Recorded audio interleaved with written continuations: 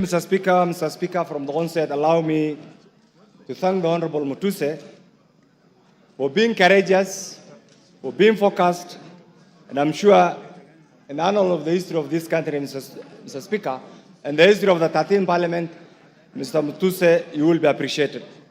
Mr. Speaker, having said that, I've also gone through this impeachment clauses, Mr. Speaker. The 11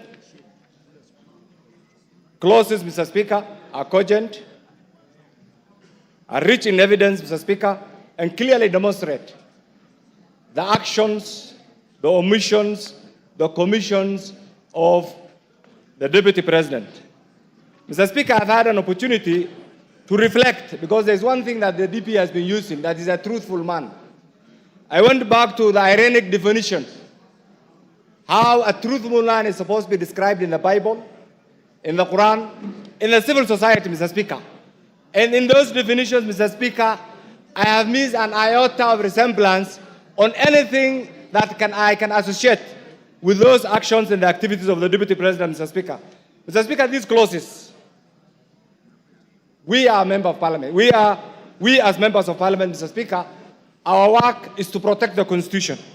Our work is to oversight, and our work is to do one of these things that have been demanded today by this impeachment, Mr. Speaker.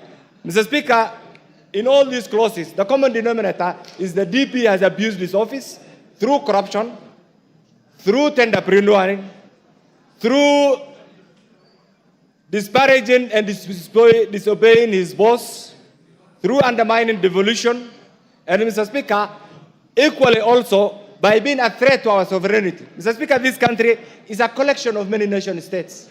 The Kikuyu nation, the Somali nation, the Luya nation. And this is what we are proud of, Mr. Speaker. And this is what constitutes the sovereign Republic of Kenya, Mr. Speaker. Mr. Speaker, the other day, and I want to repeat this, and you will excuse me for saying this country has a very rich history. In 1982, one gallant son from northern Kenya called Gerald Mahmoud saved the Kenyans from militarism. And I think we all appreciate it. He's still alive. Mr. Speaker, in 2007, another general by the name General Muhammad Ali saved the Kenyans from the effects of the socio-political turmoil of 2007. And Mr. Speaker, the post-election violence. In 2024, another son from that region, Nurdin, has also saved this country from the effects and activities of Rigji and his cohorts, Mr. Speaker. Mr. Speaker, that doesn't take away the contributions of many other Kenyans. Mr. Speaker, in all this, what I have gathered, and we have been in Parliament together, we are doing a favor for Rigji. We are doing a favor for the executive, members of the executive. We must save Rigji from the members of the executive, the other members, because he's a threat to their continued performance of their job, Mr. Speaker. We must also save Rigji from the members of the judiciary because he keeps on attacking them, Mr. Speaker. We must also save Rigji from the members of the legislatures because he attacks them, Mr. Speaker. We must also save Rigji from the 47 tribes, Mr. Speaker, because he keeps on attacking them. Mr. Speaker, we must also save Rigji from the remnants of Mau Mau because he keeps on abusing their name, Mr. Speaker. We must save Rigji, Mr. Speaker, because he abuses our ladies, Mr. Speaker. Mr. Speaker, we must also save Rigji from the people of Mount Kenya because he abuses their names and he wants to have them collide with other Kenyans, Mr. Speaker. Mr. Speaker, isolate them, Mr. Speaker. And finally, on that aspect, we must save himself because last night, when I watched that teleprompter-driven press conference, Mr. Speaker, one thing that came to my mind is he was incriminating himself, Mr. Speaker.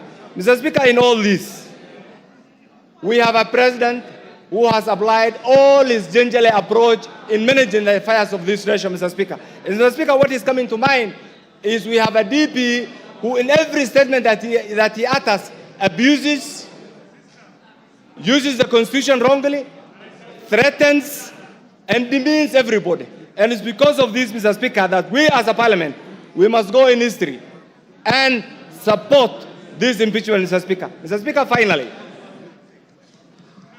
you have ruled on this. And I don't want my colleagues here actually to be threatened. What you are doing is right. Is this within your legislative right, Mr. Speaker? For those of us who have elected to support this, by appending our signatures should also be available to vote today in our numbers to impeach Rigji, and by doing that, we'll be saving Kenya. I support, Mr. Speaker. John Makali.